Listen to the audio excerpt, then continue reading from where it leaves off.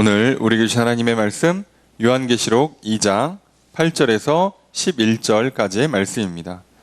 한 절씩 교독하도록 하겠습니다. 서문학교의 사자에게 편지하라. 처음이며 마지막이요 죽었다가 살아나신 이가 이르시되 내가 내 환난과 궁핍을 알거니와 실상은 내가 부요한 자니라. 자칭 유대인이라 하는 자들의 비방도 알거니와 실상은 유대인이 아니요 사탄의 회당이라. 너는 장차 받을 고난을 두려워하지 말라. 볼지어다 마귀가 장차 너희의 가운데에서 몇 사람을 옥에 던져 시험을 받게 하리니 너희가 10일 동안 환난을 받으리라. 내가 죽도록 충성하라. 그리하면 내가 생명의 관을 내게 주리라. 귀 있는 자는 성령이 교회들에게 하시는 말씀을 들을지어다. 이기는 자는 둘째 사망의 해를 받지 아니하리라. 아멘. 자리에 앉으시기 바랍니다. 할렐루야. 거룩한 주일 주님 전에 나와 예배드리시는 성도님들을 주님의 이름으로 환영합니다. 우리 옆에 있는 분들과 사랑의 유자를 나누겠습니다. 인사합시다. 사랑합니다. 축복합니다. 이 시간 주 앞에 나와 예배드리시는 성도님들에게 주님의 크신 은혜가 함께 있기를 주의 이름으로 축복합니다.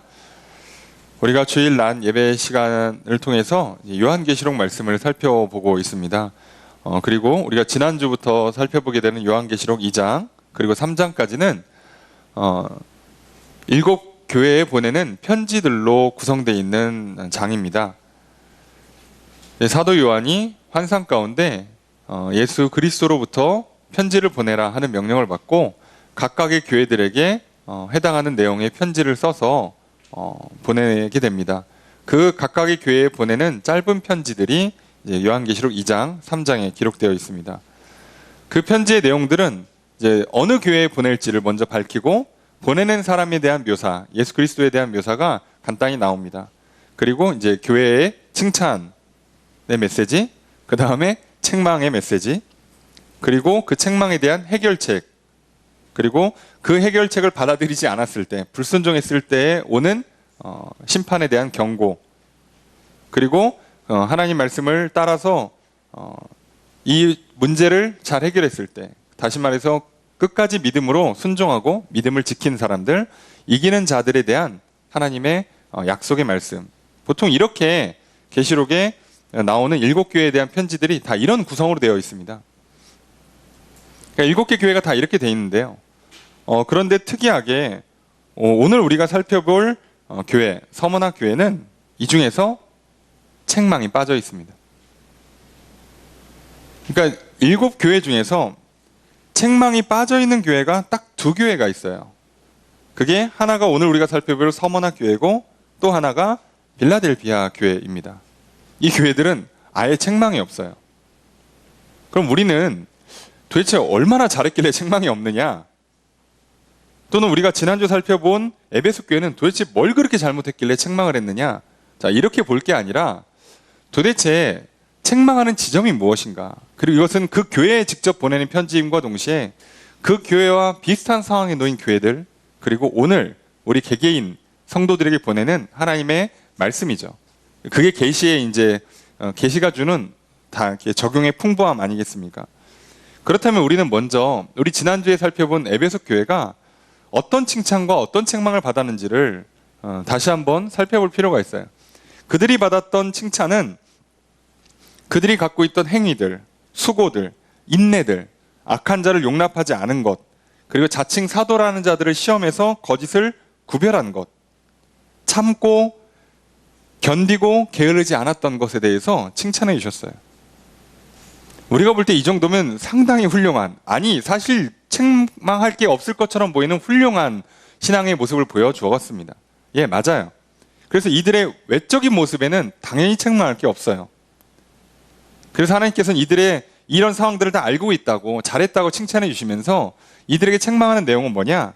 처음 사랑을 버렸다입니다. 이 처음 사랑을 버렸다라는 표현이, 그러니까 우리가 무조건 첫사랑으로 돌아가냐? 여러분 뭐 이제 연애해 보시고 결혼해 보신 분들 아시겠지만 불가능합니다. 첫사랑으로 돌아간다는 건 불가능합니다. 예. 여러분 괜히 영화나 드라마나 이런 거 괜히 만화 이런 거 보시고 괜히 환상에 빠지시면 안 돼요. 예, 첫사랑은 돌아갈 수 없습니다. 괜히 첫사랑 찾다가 괜히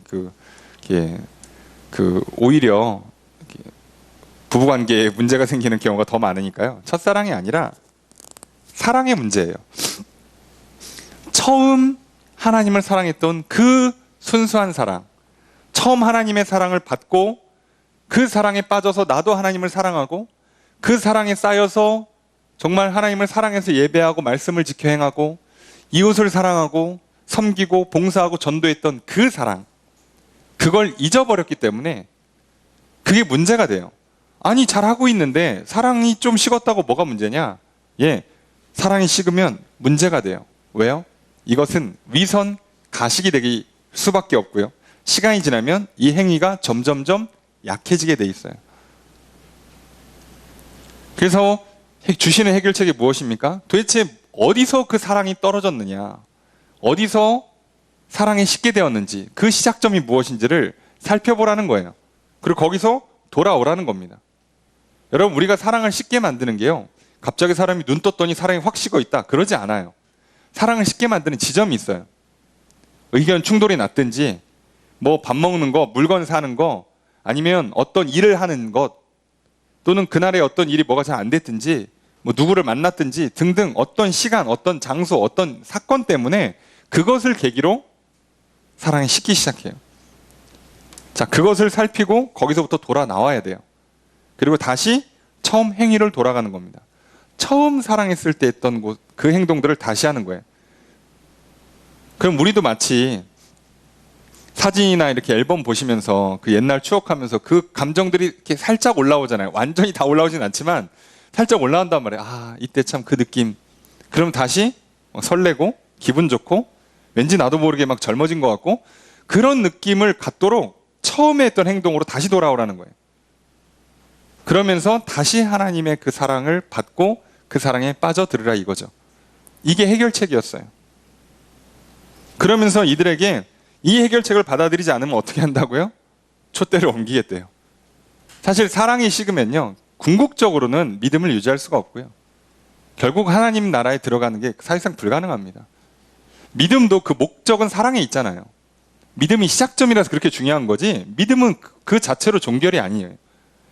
그러니 사랑으로 도달하지 못하면 보통 우리가 이제 뭐 저희가 소속되어 있는 교단, 감리교를 시작하게 만드신 웨슬리 목사님이 하는 표현이 딱 이거잖아요. 사랑으로 역사하는 믿음. 믿음은요, 사랑으로 움직여지게 돼 있는 거예요. 그게 아닌 믿음은 사실상 신념, 자기 기만, 착각에 가까워요. 믿노라 하는 생각인 거죠. 근데 진짜 믿음은요, 사랑으로 움직이게 돼 있어요. 사랑으로 일하게 돼 있는 거예요. 왜냐하면 그 믿음의 내용이 하나님 날 사랑하신다를 믿는 거잖아요, 처음부터. 그리고 그 믿음으로 그 사랑을 이제 실제로 경험하게 되잖아요.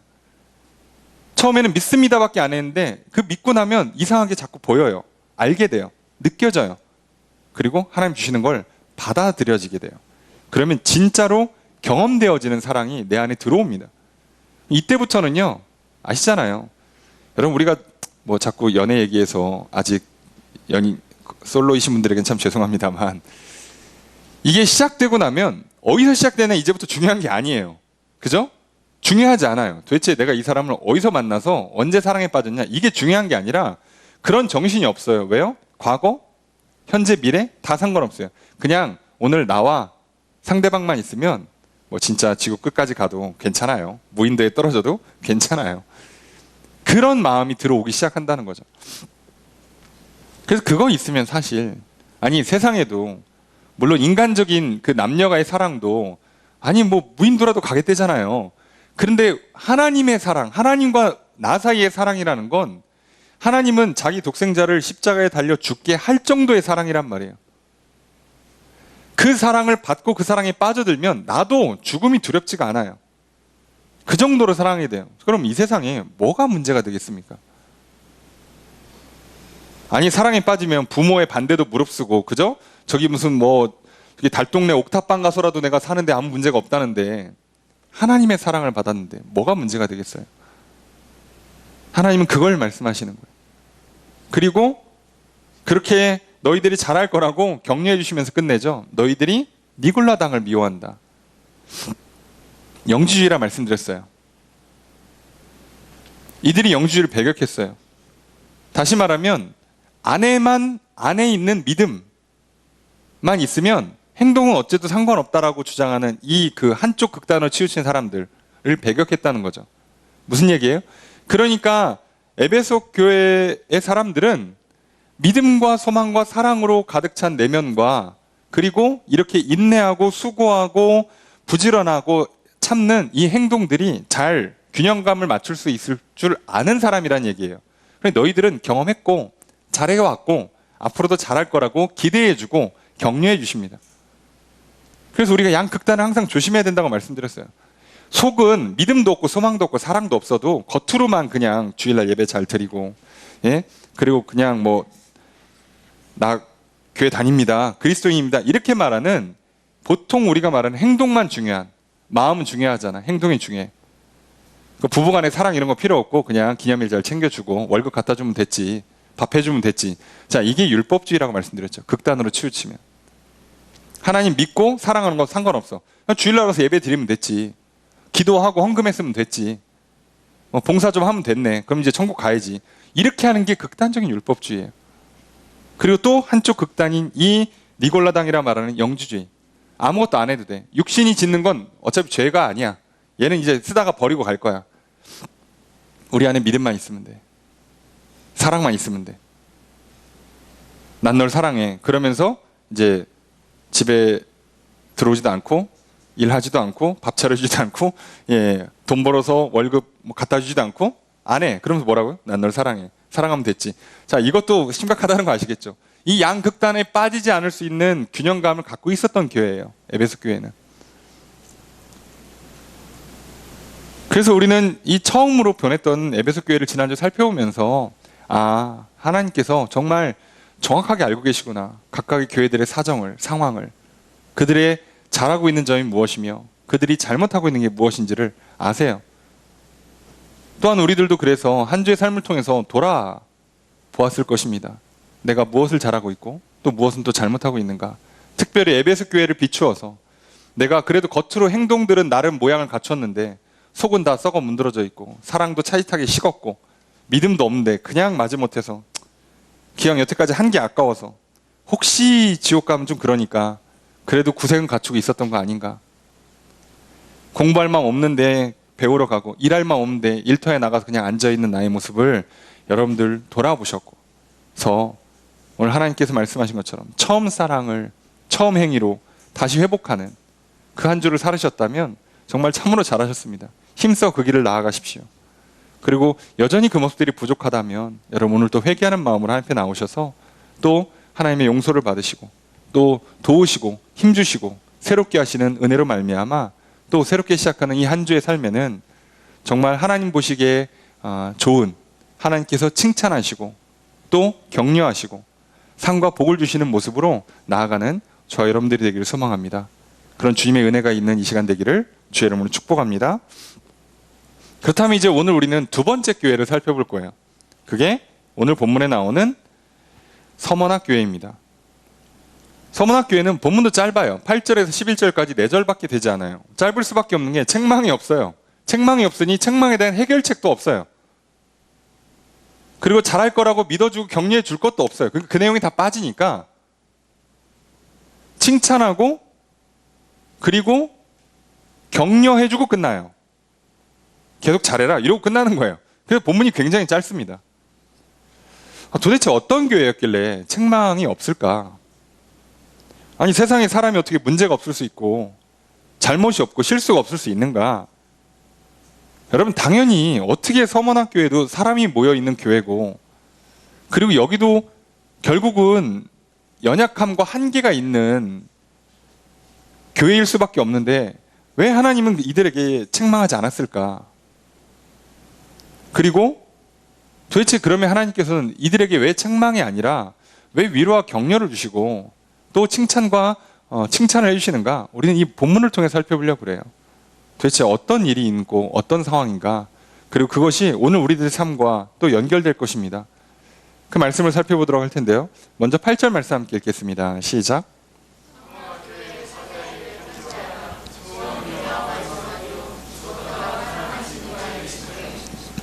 이번을 보내는 두 번째 교회는 서머나 교회입니다.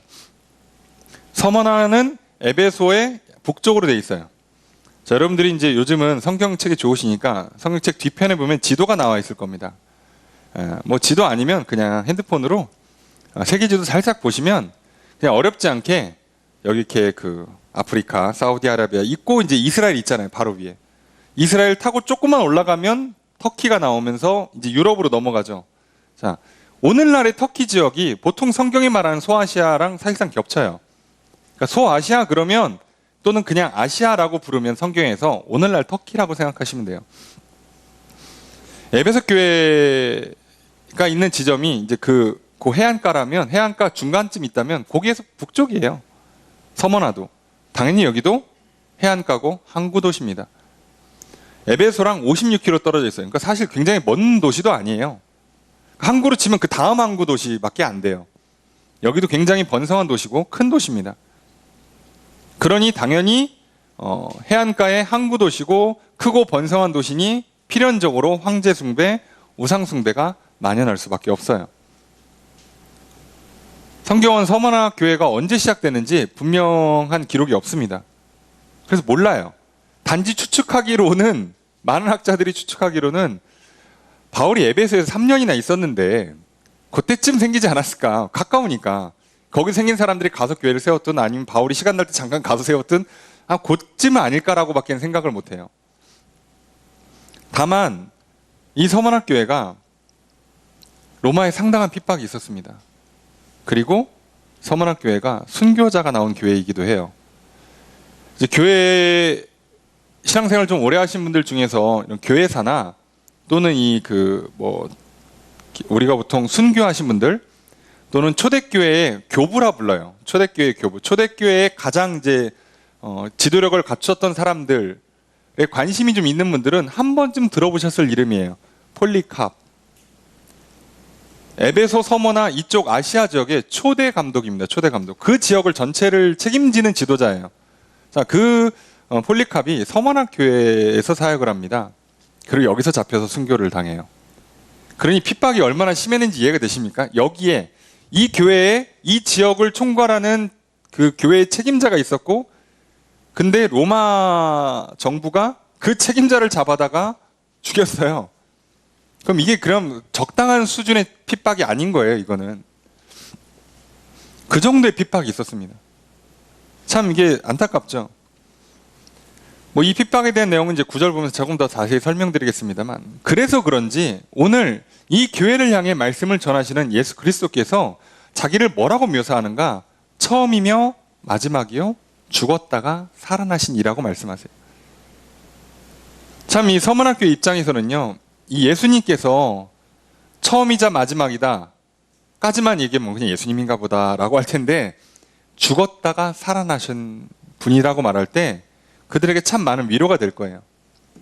아, 예수님도 어떤 의미에서는 순교당하셨지. 십자가에 달리셨지. 여러분, 우리도 알잖아요. 같은 고통과 아픔을 겪어보지 않은 사람이 하는 위로는요, 마음 깊이 들어오진 않아요. 그래도 위로해 주니까 감사하고 슬픔이 조금 더 줄긴 하겠지만, 그래도 나와 같은 경험 또는 나보다 더한 경험을 한 사람이 주는 위로는요, 정말 위로가 돼요. 왜요? 그 사람이 그 슬픔을 견뎌냈고 지금 좋아진 저 모습을 통해서 나도 괜찮아질 수 있겠구나가 보여지잖아요. 야, 이렇게 아픈데 저 사람도 이거에 대한 아픔, 이거보다 더한 아픔을 견디고도 저렇게 지금 바르게 서 있고 웃으면서 행복하게 삶을 살아갈 수 있구나. 나도 저렇게 될 수 있다. 절망이 아니라 위로를 받을 수가 있는 거죠. 지금 서머나 교회는 사실 잘못 잡히면 그냥 죽는 상황에 놓여 있는데, 예수님께서 죽었다가 살아나신 이라고 자기를 소개할 때 예수님이라는 그 존재 자체가 위로가 될 수밖에 없는 거예요. 그래서 이제 이 서머나 교회에 예수님께서 하시는 말씀은 이 교인들에게는 한 말씀 한 말씀이 다 가슴 깊이 잘 들어가겠죠. 그래서 여기서 우리가 한 가지 생각해 볼 게 있어요. 이 천주교 신부였으면서 뭐 이제 영성가로 유명한 헨리 나우엔이라는 분이 계십니다. 그분이 이제 쓴 책 중에 유명한 책이 하나 있죠. 상처 입은 치유자라는 책입니다. 그 책에서 이렇게 말합니다. 그는 상처 입은 치유자가 되도록 부름받았습니다. 그것은 자신의 상처를 먼저 돌보는 동시에 다른 사람들의 상처를 치유할 수 있도록 준비되는 것입니다. 물론 저는 개인적으로 이분의 어떤 영성이나 이분의 신앙을 뭐 전적으로 동의하지 못합니다. 예. 물론 뭐 여러 가지 복잡한 사정이 있지만, 하지만 이 말은 전적으로 동의가 돼요. 상처받은 사람이요, 먼저 치유받는 동시에 누군가를 치유할 수 있도록 준비되고 있는 거예요, 그것은. 그러니까 이게 참 이 책이 말하는 게 놀랍게도 상처가 치유의 원천이 된다는 그 역설을 열심히 설명하는 책이거든요. 그런 의미에서 위로를 해주는 거죠. 많은 사람들에게. 혹시 여러분들 인생 살면서 상처받으십니까? 하나님께서 치유해 주십니다로 끝나는 게 아니라 이제 당신은 다른 사람을 치유할 수 있는 사람으로 준비되고 있는 것입니다 라고 말하고 있는 거죠. 그렇기 때문에 어떤 의미에서는 예수 그리스도의 십자가는요, 모든 사람에게 다 위로가 되는 거예요. 인생 살다가 극한의 고통을 겪으십니까? 아니 진짜 억울하게 죽음에 가까운 고통을 맞이하거나 또는 죽음의 상황에 놓이십니까? 그때 우리에게 예수님께서 말씀하시는 거죠. 나도 그렇게 죽었고 그런데 죽음을 이기고 다시 살아났어. 그러니 나만 믿으렴. 이 말씀이요, 우리에게 위로가 될 수밖에 없는 거예요. 만약 예수님께서 십자가에 안 달리시고 죽고 다시 살아나는 게 없이 그냥 딱 이 땅에 오시면서 이렇게 뭔가 빛나고 아름답게 구름 타고 다니시면서 날 좀 믿어라 이렇게 하고 이렇게 세계 한 바퀴 휙 도신 다음에 이제 갈게 그러고 올라가셨으면 뭔가 신적이고 멋있을 수는 있는데 생각보다 위로가 안 돼요. 우리는 그럼 맨날 기도할 때마다 뭐라고 하겠어요?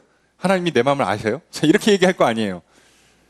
육신을 갖고 살아보셨어? 이게 얼마나 힘든지? 질병에 걸릴 때, 사고 나서 다칠 때, 마음에 상처 입을 때 얼마나 힘든지 당신 아십니까? 라고 막 따질 거 아니에요. 예수님께서 이 땅에 오셔서 태어날 때부터 정말 가장 밑에서 태어나셔서 가장 밑바닥 인생을 경험하시다가 가장 어떻게 보면 비참한 죽음을 맞이하시잖아요. 그러니까 예수님보다 더 힘들다고 말할 수 있는 사람이 사실상 이 땅에 없는 거죠. 그럼 왜 예수님이 그렇게 오셨냐는 거예요. 굳이 일부러. 왜 그런 상처를 받으시냐는 거죠.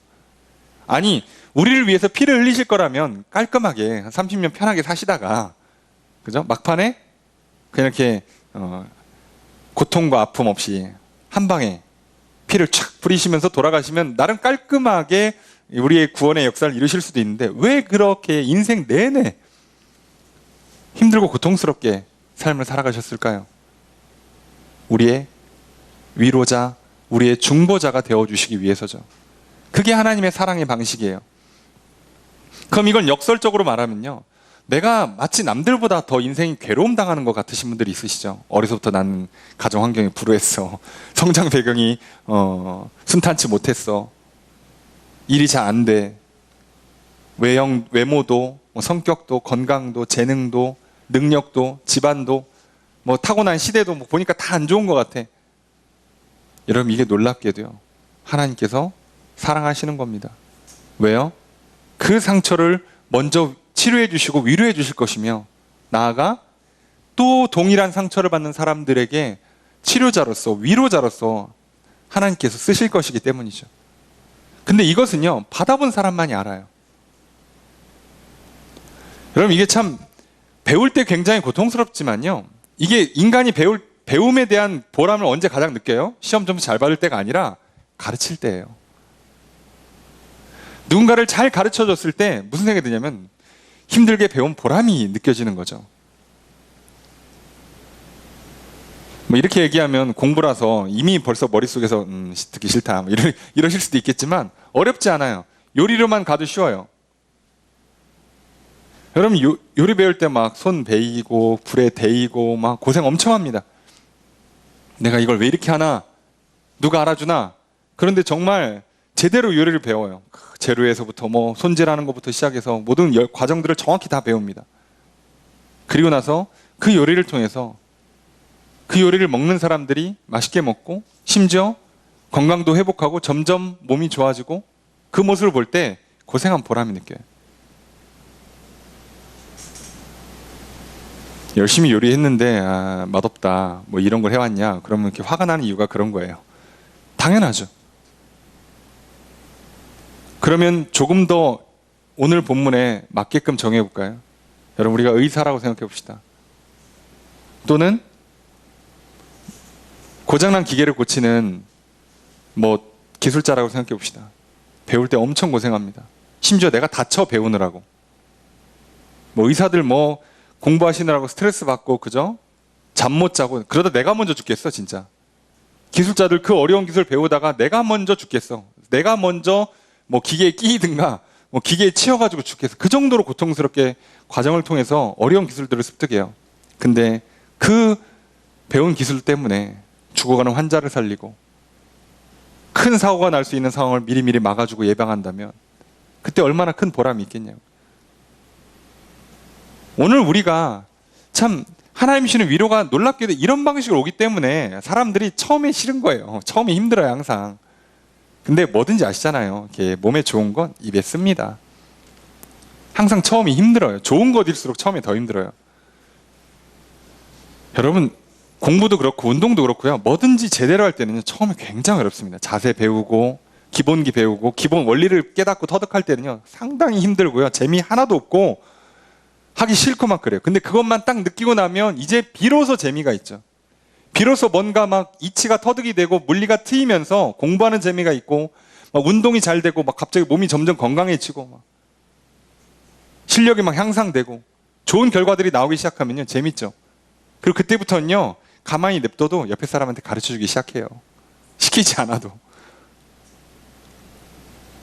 그렇게 되는 거예요. 해본 사람들은. 여러분 그렇기 때문에 오늘 서머나 교회와 마찬가지로 오늘 우리의 삶에 많은 고통과 시련이 찾아온다 할지라도요. 여러분 너무 낙심하지 마십시오. 먼저 하나님의 위로가 있을 것입니다. 그리고 누군가에게 위로해주는 귀한 사람으로 우뚝 서게 될 것입니다. 그렇기 때문에 오늘 우리에 다가오는 환난 또 많은 어려움과 고통과 상처들은요. 놀랍게도 하나님의 큰 사랑이라는 것을 잊지 마십시오. 이 믿음을 놓치면 무너질 수 있어요. 그러니 이 믿음을 붙잡고 나아가시면 여러분 서문학교회가 끝까지 승리했던 것처럼 오늘 우리들도 승리할 수 있게 될 것입니다. 참 놀라운 건요. 서문학교회가 있는 도시가 오늘 그대로 원형이 보존돼 있어요. 쉽게 얘기하면. 그리고 그래서 이 교회의 유형 형태가 굉장히 오래 유지됩니다. 참 신기하죠. 그래서 혹자는 순교자의 피덕이다라고도 얘기하는데요. 이게 단순히 순교자가 있었기 때문에 피값으로 교회가 오래 버티고 그 도시가 온전한 형태로 오늘날까지 유지되고 그런 게 아니라요. 이거는 하나님께서 이렇게 쓰시는 거예요. 고통과 상처를 감내한 자들에게 위로해 주시고 그들을 위로자로서 쓰시기 위해서 그들을 오래오래 보존해 주시는 거죠. 어떻게 보면 이 7교회 중에서 가장 오랫동안 활동했다고 해야 될까요? 서문학교회가? 참 신기하게도 그래요. 가장 핍박이 셌는데 놀랍게도 그래요. 그래서 오늘 여러분들 고통과 상처, 아픔과 슬픔 앞에서 쓰러지지 마십시오. 상처만 받지 마시고 위로를 받으십시오. 그리고 위로해주는 사람으로 서십시오. 그게 오늘 우리들이 가야 될 길인 것입니다. 9절 말씀 함께 읽겠습니다. 시작.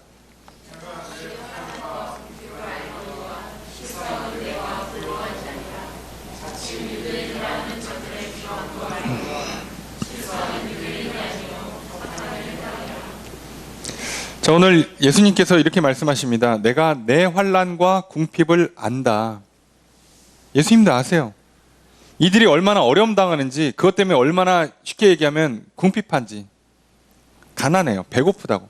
당연하죠. 그렇게 교회를 핍박하는데 그럼 교회만 핍박하고 이들의 삶은 놔두겠냐? 어림도 없죠. 그러니까 이들의 일상 자체가 지금 공격받는 거예요. 그러니 쉽게 얘기하면 말 그대로 먹고 자는 것 자체가 어려움을 당하게 돼 있어요.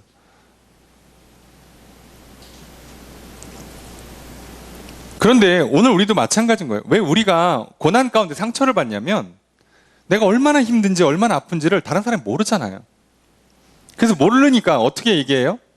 너 왜 그거밖에 못하냐? 제 이 말이요. 콕콕 박히는 거예요. 난 지금 되게 힘들다고. 나 지금 아파. 지금 돈이 없어. 근데 너 왜 그거밖에 못해? 이러면요.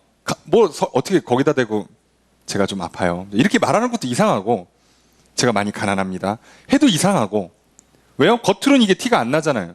여러분 사실 옆에 있는 분들을 쫙 보시면서 저 사람의 통장에 얼마가 있을지 예측되시는 분들이 있어요? 그냥 대충 그냥 굶진 않나 보다. 아니면 조금 좀 외형이 괜찮으면 좀 넉넉하신가 보다 밖에 몰라요. 근데 혹여나 우리 중에 누군가는 통장에 마이너스가 찍혀있을 수도 있단 말이에요. 물론 일시적일 수도 있지만 마이너스가 찍혀있을 수도 있어요. 몰라요. 지금 사업의 어려움 때문에 빚을 내고 있는 상황일 수도 있어요. 오늘 우리는 그걸 모른단 말이에요. 그래서 겉으로는 괜찮아 보이고 겉으로는 멀쩡해 보여도 속으로는 힘들고 지치고 궁핍해서 마음에 여유가 없고 그러다 보니까 자꾸 상처를 더 받게 돼요. 그러니까 상대방은 모르고 못 알아주고 내가 왜 그런 말을 할 수밖에 없는지 그런 행동들을 할 수밖에 없는지 상대방이 다 이해해 줄 수가 없고 그러다 보면 또 상대방은 일부러 한 말도 아닌데 괜한 말에 상처받고 괜한 행동에 상처받고 그러다 보니까 이제 혼자 고립되고 보기 싫다, 힘들다, 외롭다, 인생은 원래 혼자 사는 거야, 고독하다 뭐 이러면서 이제 점점 고립되게 되죠. 골마 썩어지는 인생이 되는 거예요. 회복이 안 돼요. 그때 여러분 이걸 잊지 마십시오. 예수님께서 아십니다. 내가 얼마나 궁핍한지, 내가 얼마나 환난을 당하고 있는지 바로 내 옆에 있는 사람은 심지어 배우자조차도 그걸 모를 수 있어요. 하지만 예수님은 아십니다. 내 마음을, 내 속을 아는 사람 한 사람만 있어도요, 사람은 절대 쓰러지지 않아요. 주중에도 안타까운 기사가 있었죠. 대리점주 한 분이 이렇게 돌아가셨는데 배우자가 어떻게든 이렇게 붙잡아 주겠다고 하다가 잠깐 떨어져 있는 사이에 극단적인 선택을 하셨죠. 이게 문제예요. 사람이 위로해 주는 건요, 참 좋은데 24시간 내내 붙어 있을 수가 없어요. 근데 하나님은 영이시기 때문에 시간과 장소에 한계가 없으십니다. 그분이 항상 우리에게 오셔서 아무도 몰라도 난 널 안다. 그리고 난 널 포기하지 않으며 난 오히려 너를 이걸 통해 성장시키고 너를 고쳐주고 복을 주고 그리고 너가 오히려 이렇게 어려움 당하는 사람들에게 도움을 주는 사람으로 세워줄 거란다 라는 말을 우리가 믿고 받아들이기만 하면 절대 무너지지 않습니다. 세상에 어떤 고통이 이런 하나님의 말씀을 듣고 있는 사람을 무너뜨릴 수 있겠냐고요. 그래서 수많은 순교자들이요, 진짜 사자 앞에서, 불 앞에서, 칼 앞에서 타협하지 않았던 거예요. 그 놀라운 힘이 생기는 거죠. 그러다 보니까 어떤 극한의 고통이 우리를 무너뜨릴 수 있겠어요? 못 무너뜨립니다. 게다가요, 예수님이 이미 약속하셨어요. 마태복음 6장 31절 33절 잘 아는 말씀이죠. 그러므로 염려하여 이르기를 무엇을 먹을까, 무엇을 마실까, 무엇을 입을까 하지 말라. 이는 다 이방인들이 구하는 것이라. 너희 하늘 아버지께서 이 모든 것이 너희에게 있어야 할 줄을 아시느니라. 그런즉 너희는 먼저 그의 나라와 그의 의를 구하라. 그리하면 이 모든 것을 너희에게 더하시리라. 아신대요. 그리고 주신답니다. 알았어 하고 끝내는 게 아니라 주신다고요. 뭘 먹고 입고 살아야 될지 그건 책임져 주시겠다고요. 우리가 사치하고 욕심부리고 부자가 되겠다고만 하지 않으면요, 하나님께서는 우리가 이 땅에 사는 동안에 먹고 입고 마시는 것들을 채워주시겠다고 약속을 하셨다고요. 만약에 그것의 문제가 내가 하나님 말씀대로 살았는데 하나님 말씀을 믿고 따르느라고, 주일 지키느라고, 또는 성경 읽느라고, 기도하느라고 오늘 서문학교회처럼 황제를 숭배 안 했어요. 무상을 숭배 안 했어요. 하나님만 믿고 말씀을 지켰다는 이유 하나로 공격받아요. 그래서 혹여라도 굶어 죽거나 헐벗어서 죽게 되면 하늘나라 가서 따지시면 돼요. 하나님 약속과 좀 다르신데요. 이거 좀 너무하신 거 아닙니까? 그런데 놀랍게도요. 여러분 칼로 죽음 당할 수는 있어요. 하지만 하나님께서 믿음을 지키는 자들에게 굶겨 죽이거나 헐벗어 죽이게 하지 않으신다고요. 그게 참 우리에게 위로가 되는 거죠. 그리고 이 땅에 오늘날 우리가 이 땅에 살면서 사실 예수 믿는다고 총칼 들이대지는 않잖아요. 최소한 대한민국에서는 그래요. 조금 뭐 눈치를 줄 수는 있어요. 조금 차별을 주거나 그죠? 조금 뭐 왕따를 시킨다거나 그런 건 있을 수 있겠지만 총칼 들이대지 않잖아요. 우리가 조금 직장을 선택하거나 돈을 버는 데 있어서 조금 손해나 불이익을 당할 수는 있지만 그것 때문에 굶거나 그것 때문에 헐벗거나 하는 일은 없잖아요. 그런데도 우리가 오늘 예수 믿는 게 힘들어요. 예수 믿으면 손해예요 라고 말하는 것 자체가 얼마나 참 구차한 변명인가 돌아보게 됩니다. 그런데 오늘 이제 뒤에 이렇게 써 있죠. 그런데 실상은 내가 부요한 자다 라고 돼 있어요. 여기 실상은이라고 번역돼 있지만 이게 뭐 실제로는 이란 뜻이 아니라요. 그 영어로는 but이라고 번역되는 단어예요. 그러니까 무슨 얘기냐면 그러나 또는 이게 부정문에서 번역되면 그게 아니라 라는 뜻이죠.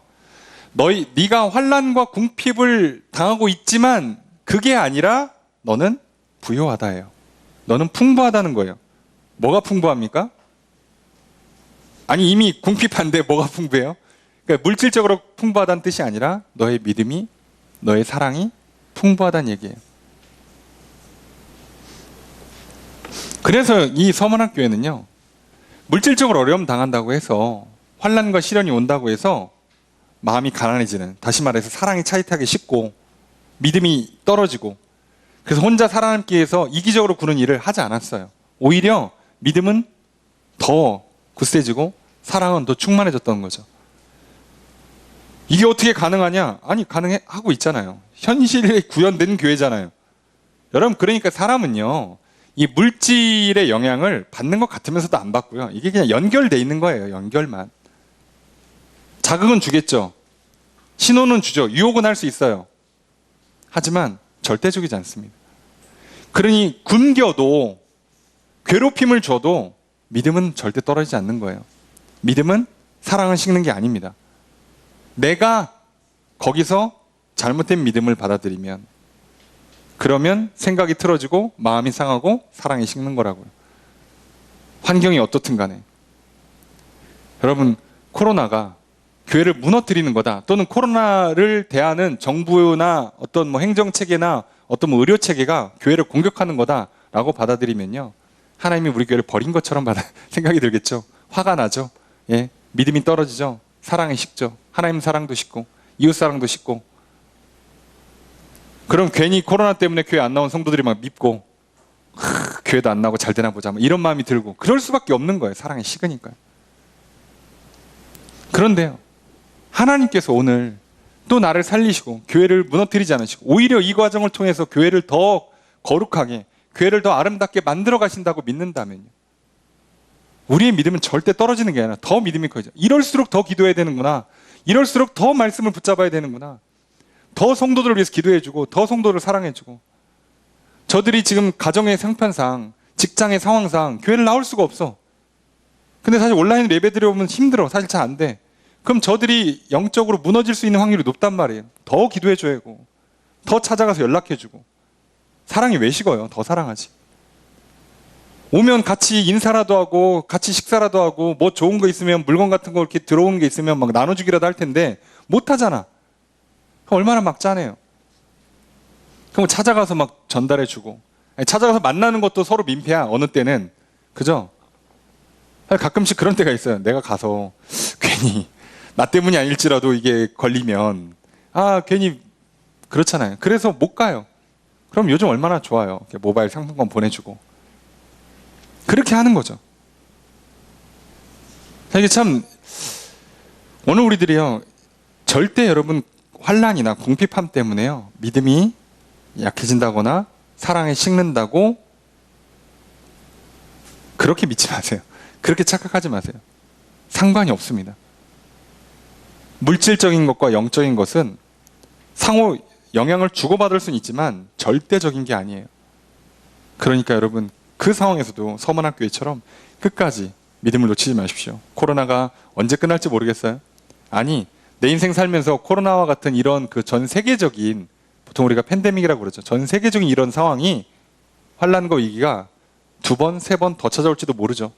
아니면 개인적으로만 이런 질병이나 또는 물질적인 어려움, 관계적인 어려움이 찾아올 수도 있겠죠. 하지만요, 그것 때문에 어쩔 수 없었다, 믿음이 약해진다, 하나님 나를 이렇게 힘들게 하는데 내가 뭐 믿을 수 있겠냐고, 내가 지금 어려워 죽겠는데 누굴 사랑하겠냐고, 그렇게 핑계하지 마시고요. 상관없습니다. 게다가요, 이 서문학교회가 받은 공격은요, 굉장히 아픈 공격이에요. 왜냐하면 누가 이들을 괴롭혔냐면 자칭 유대인이라는 사람들이 공격을 했어요. 그럼 서문학교회의 주 구성원은 누구겠느냐? 상당수 유대인입니다. 보통 우리가 디아스포라라고 부르는 유대인 2세, 3세, 뭐 4세, 쉽게 이야기하면 이들이 워낙 나라가 전쟁이 많고 그리고 전부터 망했었잖아요. 그래서 이 유럽 전역에 흩어져 살고 있단 말이에요.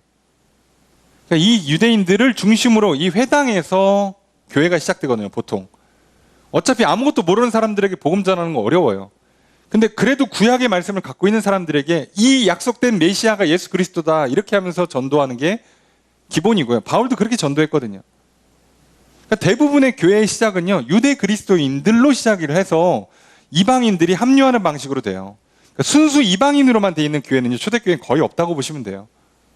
자, 그런데 지금 누가 공격하는 거예요? 자칭 유대인이에요. 왜 자칭이라고 썼나는 조금 이따 설명드리고, 유대인들이 공격한 거예요. 유대인들이 비방했어요. 여러분, 비방은요, 뒤에 가서 욕했다는 게 아니라 고소 고발을 했다는 거예요. 로마에다가 투고하고 로마 법정에 세운 사람이 누구냐? 유대인이라고요. 그러니까 유대인이 유대인을 법정에다 세워서 교회의 대표를 화형당하게 만들었다고요. 여러분 같으면 이게 용서가 됩니까? 여러분 쉽게 얘기하면 가족이 내 사업을 망쳤다고, 가족이.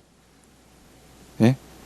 교회 성도인데, 같은 교회 다닌 성도인데 이 사람 고발해서 감옥 보내요. 여러분, 이게 감당이 되겠어요? 내가 저기 이민 갔는데 같은 교포가 나를 사기쳐갖고 나를 골로 보내요. 여러분, 이게 감당이 되냐고. 얼마나 큰 상처예요. 차라리 남이 낫지, 이럴 거면. 아는 게 더 힘들다니까요. 그럼 이들이 왜 고소고발했겠어요? 그죠? 종교적인 신념이 다르니까, 그죠? 유대인들은 예수님 인정이 안 되니까. 예수님께서 성전과 모세 율법을 부정한 게 마음에 안 들 수도 있죠. 근데 그것만일 것 같습니까? 여러분, 유대인들 생각보다 신앙이 되게 좋은 것 같지만 기본적으로 유대인들의 신앙 태도가 뭐라고요? 율법주의잖아요. 그러니까 이들이 겉으로는 해도 속은 아니잖아. 이해되시죠? 속으로는 하나님 안 믿어요. 미안하지만. 뭐 여호와, 야훼의 신앙 같은 건 그냥 그들 얘기고 행동만 그렇게 하는 거예요. 그러니까 이들 속에서 율법을 지키면서 하고 싶은 건 뭐예요? 저 사람이 동족이고 그리스도인인데 같은 유대인이에요. 근데 나보다 잘 살아. 나보다 정치적으로, 경제적으로 우위에 있어. 얘가 미워요. 내 안엔 사랑이 없거든. 얘가 미워. 뭘로 공격해? 동족인데. 민망하잖아. 근데 딱 좋네. 교회를 다닌다고? 호호, 이거 봐라. 황제 숭배 안 해? 황제님, 얘가 안 믿는데요. 자, 그래서 고발하는 거예요. 그래서 보낸다니까요. 제거한다고 지금. 그럼 이게 진짜 세상과 똑같은 일이 일어나는 거예요. 여기 뭐 전쟁터잖아요. 우리가 살고 있는 이 세상은. 그런데 여러분, 이런 일이요, 교회 안에서도 또는 교회 간에 일어난다고요.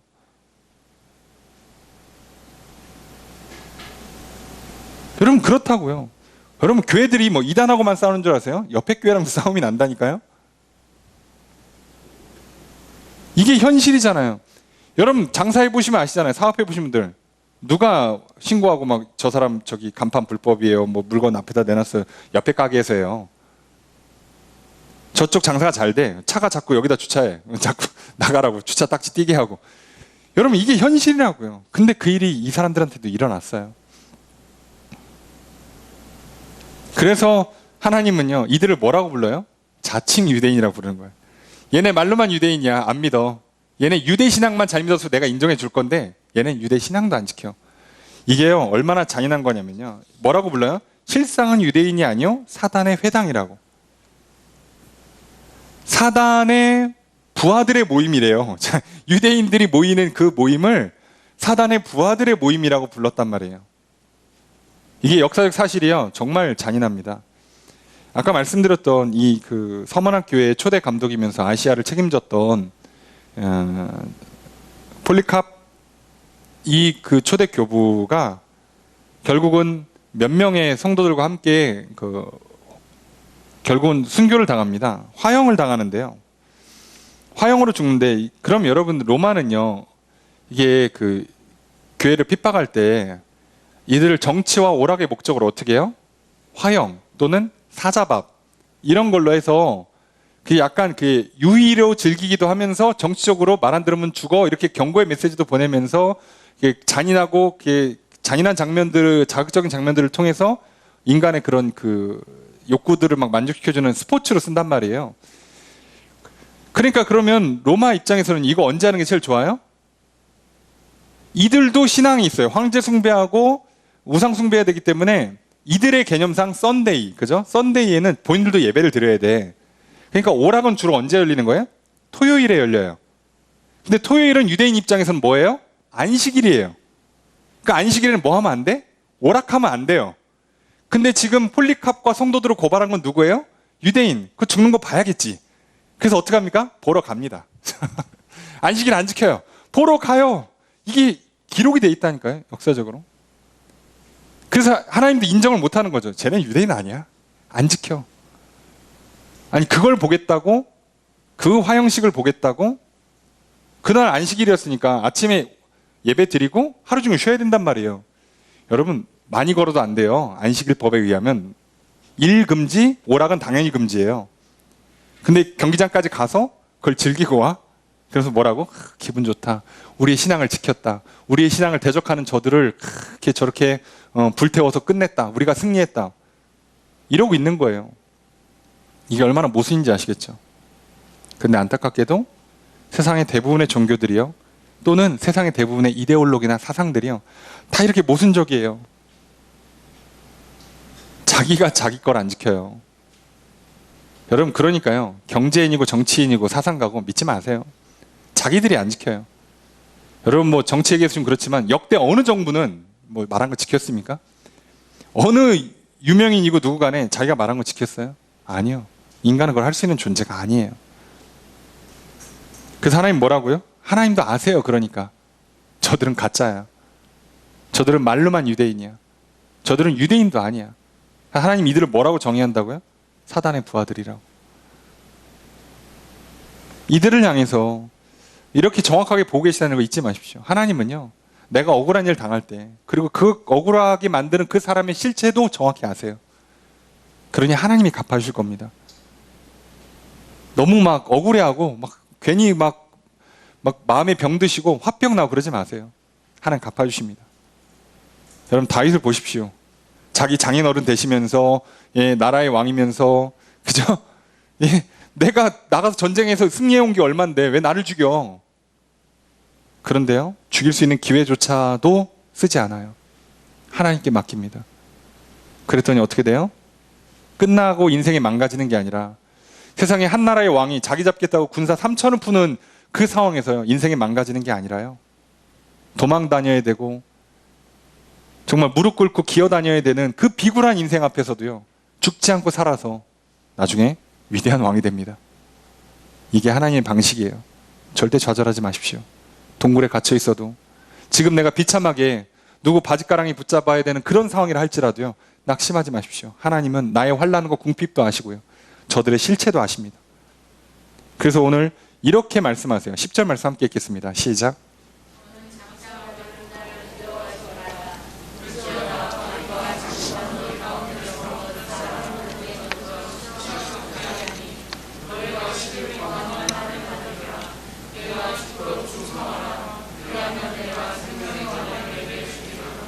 자, 이게 참 안타깝다고 표현해야 되나요? 너는 장차받을 고난을 두려워하지 말라. 위로해주고 끝났으면 참 좋겠는데 한 가지가 더 있대요. 앞으로 고난이 있대. 이게 끝이 아닌가? 잠깐만, 여태까지 내가 환난당하고 궁핍하고 있는데 끝이 아니라 고난이 또 온대요. 여기가 끝인가 그랬는데 더 떨어질 때 우리는 거기서 낙심하잖아요.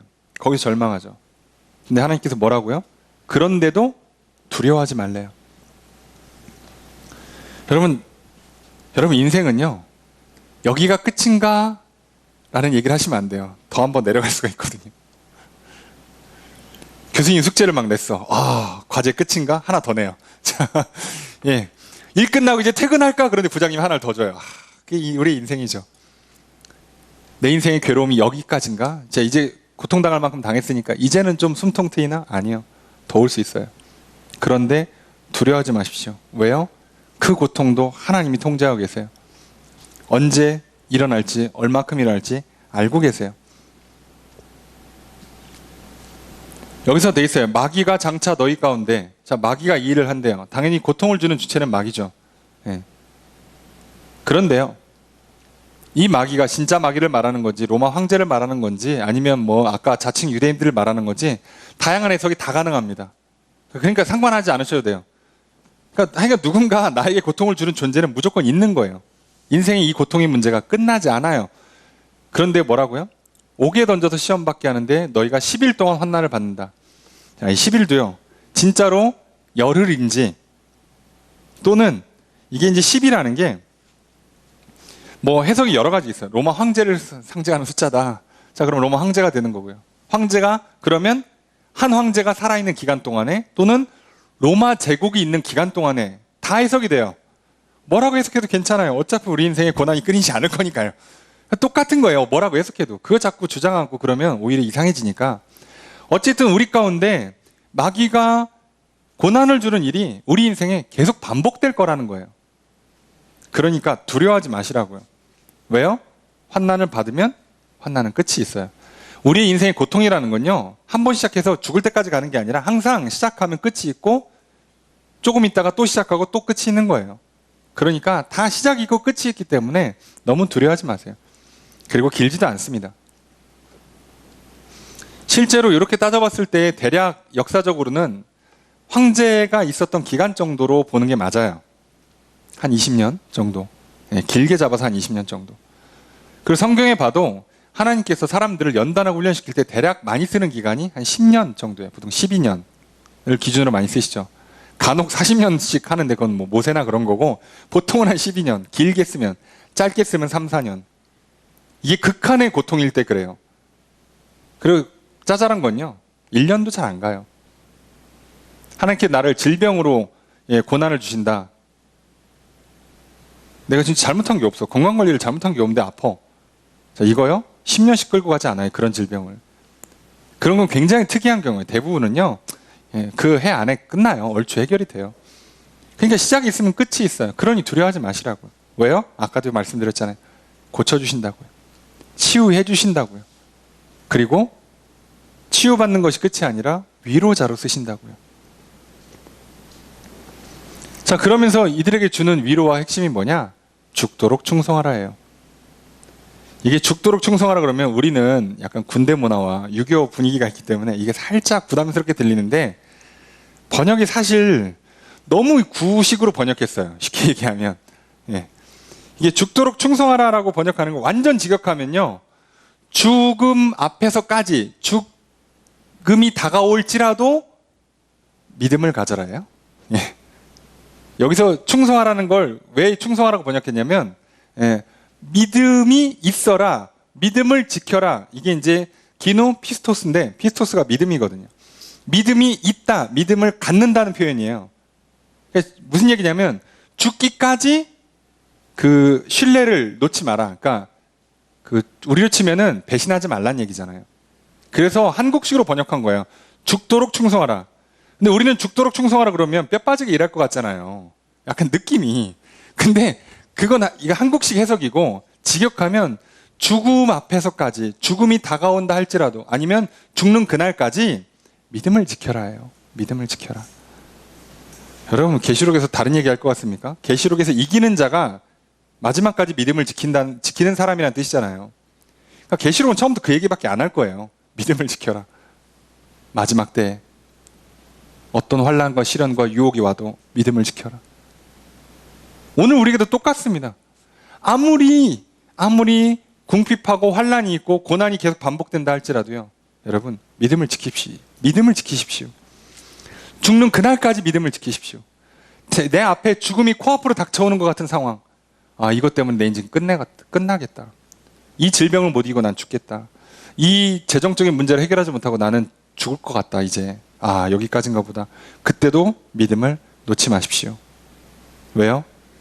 그냥 시킬 리가 없잖아요. 명령이 있으면 약속이 있죠. 뭐라고요? 내가 생명의 관을 주겠다. 생명의 관을 주는 게 뭐예요? 그렇게 여기 상장 주면서 생명이라고 쓰면 무슨 의미가 있어? 그게 아니라 실제 생명을 주겠다는 거예요. 영원한 생명을.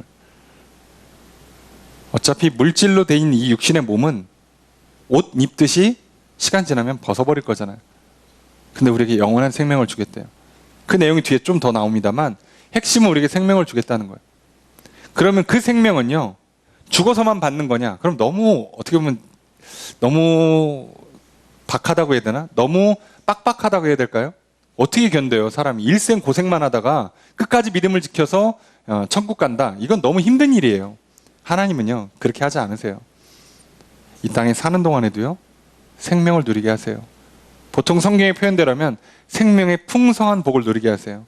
그러니 살 수 있도록 먹을 거, 입을 거, 마실 거 채워주시고, 건강, 장수, 생육, 번성, 충만의 복을 주신다고요. 실제로 주셨다고요. 우리가 볼 때 그렇게 고난만 당한 것 같은 바울조차도요, 본인이 풍부와 비천에 다 처할 줄 알았다고 돼 있어요. 우리가 볼 때는 비천에만 처한 것 같아 보이는데 바울이 그렇게 얘기하잖아요. 나는 풍부도 경험해 봤대요. 비천도 경험해 봤대요. 난 그래서 이제 그게 상관이 없대요. 다 경험해 보니까 그냥 하나님만 계시면, 그분이 능력만 주시면 난 다 할 수 있대. 풍부에도 할 수 있고 비천에도 할 수 있대. 상관이 없대요. 바울이 언제 풍부를 경험했지라고 하면 잘 찾기 어려워요, 성경에서. 이 사람이 언제 풍부를 누렸지? 언제 그렇게 여유, 언제 이렇게 쉼, 이런 걸 많이 누렸나 싶을 정도인데 자기 입으로 얘기하잖아요. 우리가 볼 때 맨날 맞고 맨날 고생하고 맨날 감옥 간 것처럼 보이는 그 사람조차도 자기가 풍부를 경험했대잖아요. 아니, 세상에 우리가 바울 정도의 인생을 살지 않아요. 우리 인생은 그럼 얼마나 풍부하겠냐고요. 너무 두려워하지 마십시오. 너무 절망하지 마십시오. 지금 좀 어렵다고, 지금 좀 환난당하고, 지금 좀 궁핍하고, 지금 또 고난이 예정돼 있어. 이번 주에 또 어려운 일이 나에게 찾아올 예정이에요. 그래도 두려워하지 마십시오. 하나님은 생명의 관을 주십니다. 그러니 끝까지 죽음 앞에서 죽는 그날까지 믿음을 지키십시오.